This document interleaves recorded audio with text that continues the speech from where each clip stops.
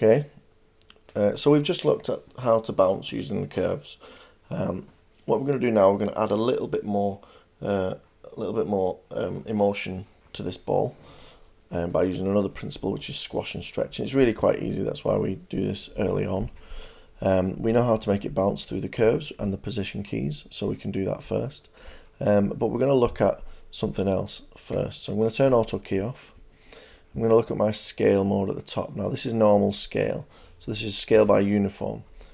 Okay, and we don't want this to give a squash and stretchy type feel. So if we hold scale and go to the bottom, this is going to scale things a little bit differently, which is great for what we want. Okay, so we're going to keep it like that. Again, we did cover this in class, so I'm going to assume things. So first off, we need to do the bounce position.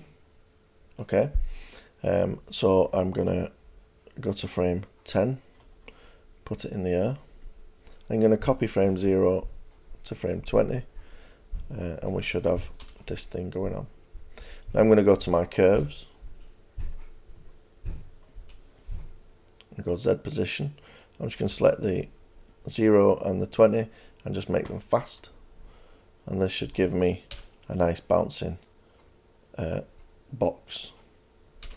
Okay, now I've got the bouncing box. I'm going to put in the scale, and I'm going to straight through animation this, so I'm going to tell it what scale I want it to be at what point.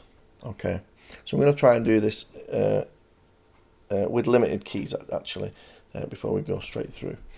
So I've got my scale set for squash and stretch. I'm going to turn my scale on. Okay, I'm going to say, well, he's on the floor there, so I'm going to scale him really like this, not over exaggerated.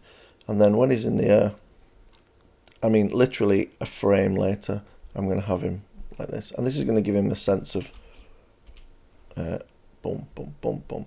Maybe 2 frames. There we go. Just to see that really small transition, and you are talking about really, really fast frames. So when he gets to frame 10, he reaches his arc. I'm going to squash him down a little bit. Not to full squash because there's nothing throwing him this way, but just to normal size. Boom. So there we go, we got this. And then we need to do this in reverse. So we can say, okay, so 2 frames before he lands, he's going to be like this again. And then when he does land, he's going to be a little bit like this. Now you can carry this on. You could make the frames a little bit longer. Let's say 23. And you could have him, boom. Now, I'm going to drag that frame in, just because he's not going to get there until he hits the floor. So the gap you've got there doesn't really work for this bottom. So he's only going to splat when he hits the floor. So he hits the floor there, okay? And I'm going to have him coming a little bit bigger, like this. That's maybe a little bit too big. Okay, and then he wobbles back up. I forget which axis I did it on. There we go, like this. Now what you can do is, if you want this to be seamless, you can just copy this 0 frame with its scale to frame 21. Well, to frame 20, sorry. There we go. There we go. And if you want him to start from a normal size and then shrink down as if he's anticipating, we need a frame before frame 0. Now you could go frame -1, but what I'm going to do is grab all the frames. I'm just going to move them on 1 frame. And then I'm going to grab this frame 22 and just copy it to frame 0. So there we go. We've got the same one. Now I'm going to make my timeline 22 frames because I haven't got a 23rd frame, and then I'm going to spin this on. And you can see there's a little bit of a jerk because it's not completely seamless. But if I make it 21, then it will be.